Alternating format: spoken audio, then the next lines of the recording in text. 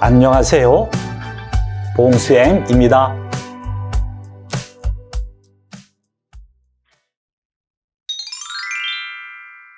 오늘은 집과 관련된 한국어 표현을 공부할 거예요. 먼저 집의 형태와 관련된 어휘를 공부해요. 아파트. 고향에서는 가족들과 아파트에 살았어요. 원룸. 한국에서 유학을 하는 동안 원룸에 살 거예요. 하숙집. 매일 아침 하숙집 아줌마가 한국 음식을 만들어줘요. 이번에는 집의 구조와 관련된 어휘를 공부해요.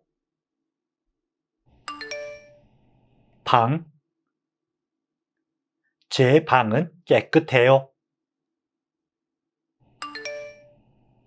화장실. 화장실이 방 옆에 있어요. 거실. 거실에는 텔레비전과 소파가 있어요. 부엌. 이 집은 부엌이 넓어서 좋아요. 이제 집과 관련된 표현을 공부해요. 방이 넓다, 좁다. 제 방은 넓고 깨끗해요. 거리가 가깝다, 멀다. 학교에서 집까지 거리가 멀어요. 살기 편하다, 불편하다. 우리 동네는 살기 편해요. 첫 번째 문법은 하나를 선택할 때 사용하는 거나와 이나입니다. 문법 거나는 동사나 형용사 뒤에 붙어 둘 이상의 행위나 사실 중에서 하나를 선택하는 것을 나타냅니다. 문법 이나는 명사 뒤에 붙어 두 가지 이상을 나열하여 그중 하나를 선택하는 것을 나타냅니다. 첫 번째 예를 들어볼게요.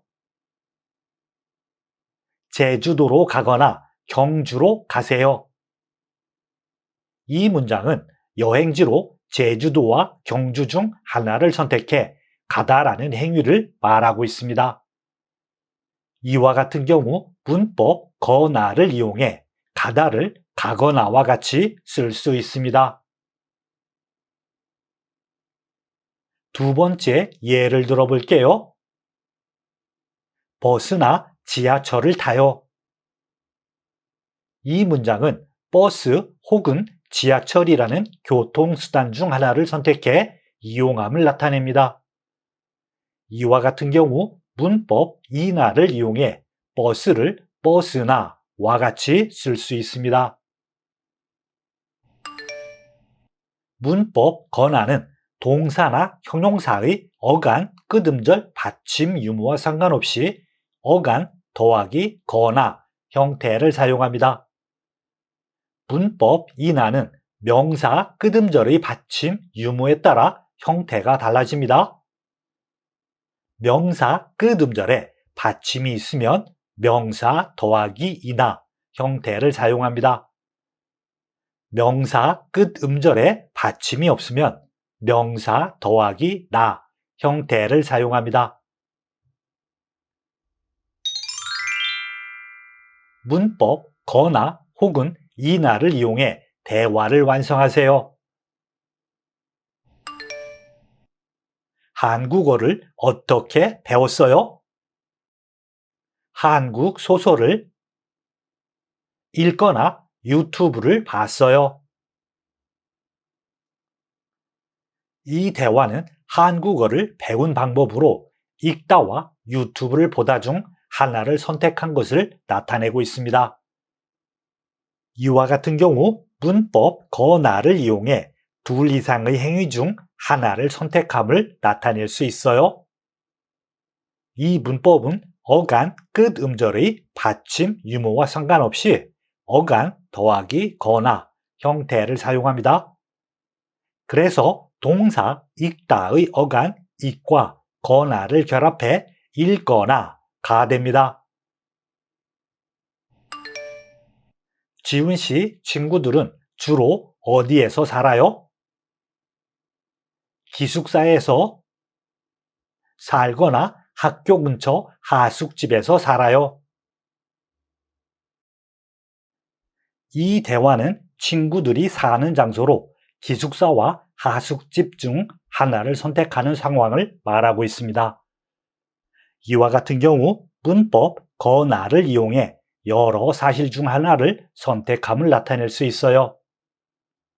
이 문법은 어간, 끝 음절의 받침, 유무와 상관없이 어간, 더하기, 거나 형태를 사용합니다.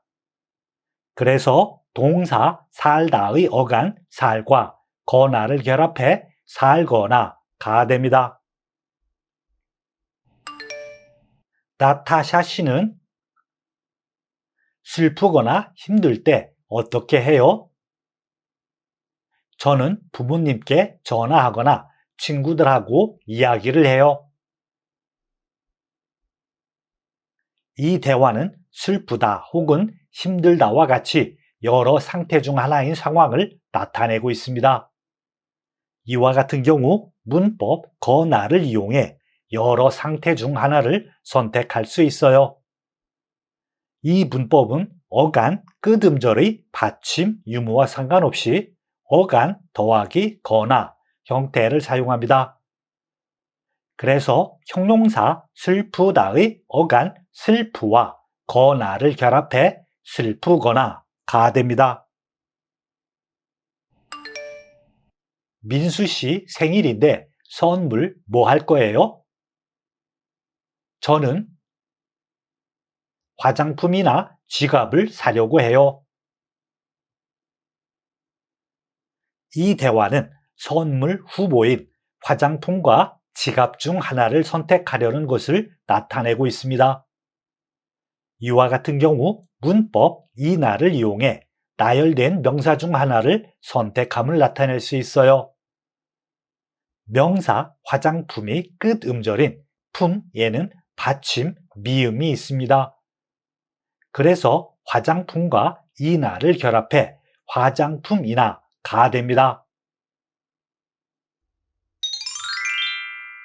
두 번째 문법은 생각 중임을 나타내는 을까 보다입니다.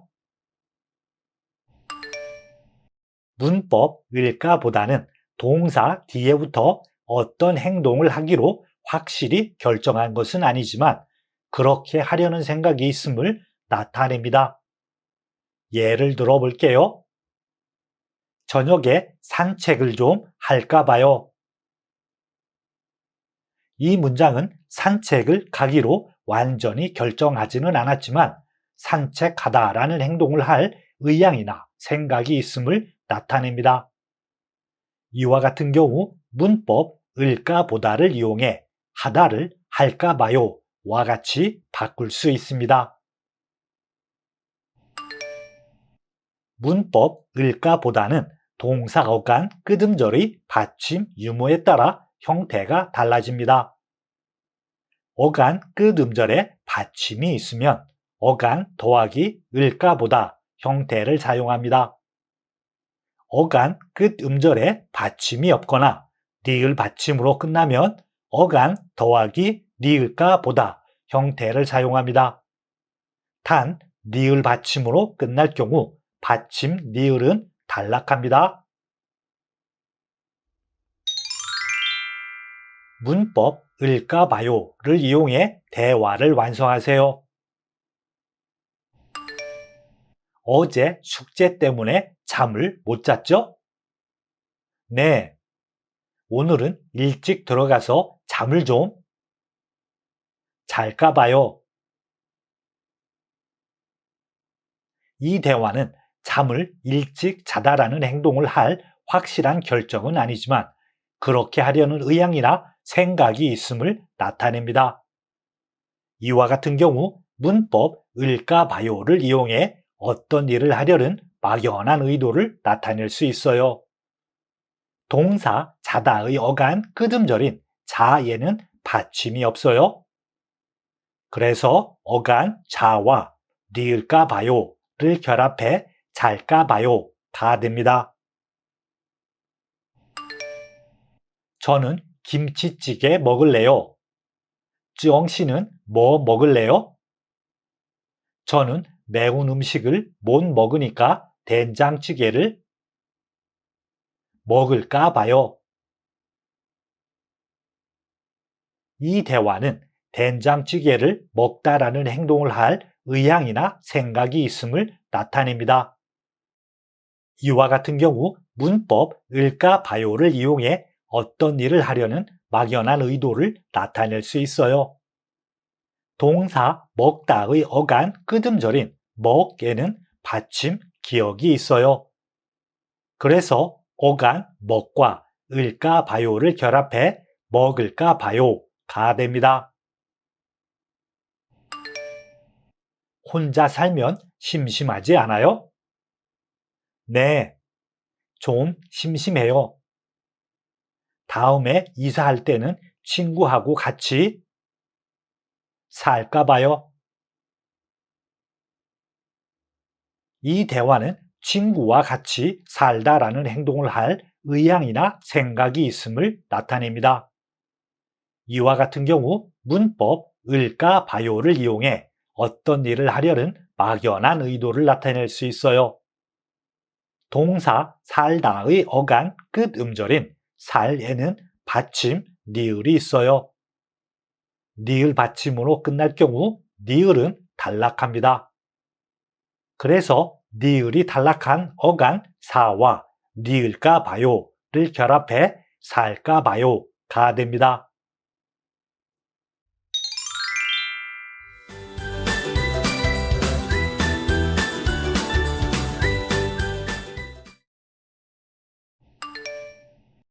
후안 씨와 리사 씨가 대화를 해요.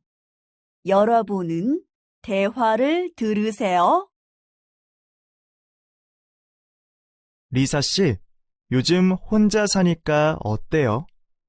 하숙집에 살 때보다 편해요? 네, 편하고 좋아요. 방도 넓고요. 혼자 살면 심심하거나 무섭지 않아요? 가끔 좀 심심하지만 좋은 점도 있어요. 하숙집에 살 때는 항상 조용히 해야 했는데, 이제는 집에서 드라마나 음악을 크게 들을 수도 있어서 좋아요. 아, 정말 편하겠네요. 저도 학교 근처에서 혼자 살까 봐요. 집이 학교에서 너무 멀어서요. 사실 얼마 전부터 고민했는데 오늘 부모님께 한번 얘기해 봐야겠어요. 그래요? 그럼 우리 집 근처로 오세요. 후안 씨가 이사하게 되면 제가 도와줄게요. 두 사람의 대화를 잘 들었어요? 그럼 한 문장씩 듣고 따라하세요. 리사 씨, 요즘 혼자 사니까 어때요? 하숙집에 살 때보다 편해요?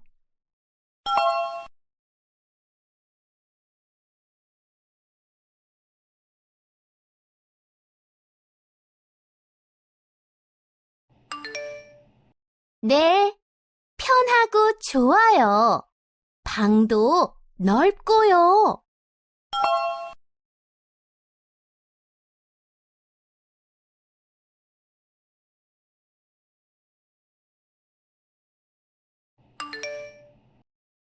혼자 살면 심심하거나 무섭지 않아요?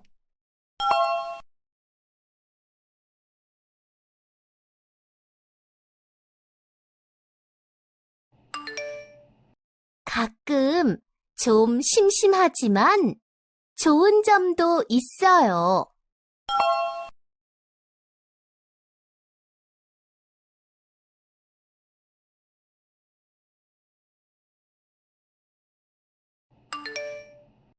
하숙집에 살 때는 항상 조용히 해야 했는데, 이제는 집에서 드라마나 음악을 크게 들을 수도 있어서 좋아요.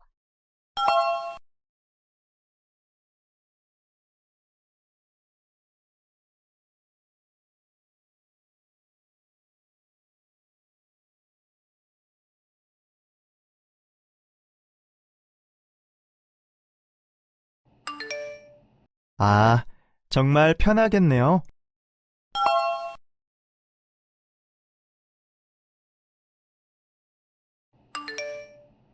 저도 학교 근처에서 혼자 살까 봐요.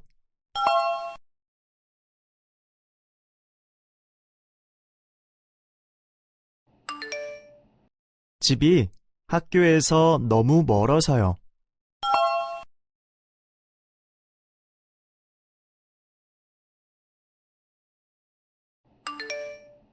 사실 얼마 전부터 고민했는데 오늘 부모님께 한번 얘기해 봐야겠어요.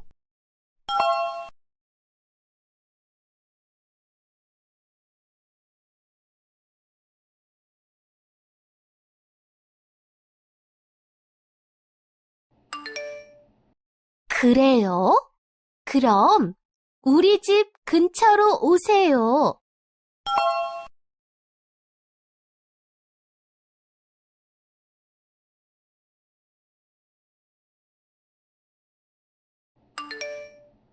후안 씨가 이사하게 되면 제가 도와줄게요.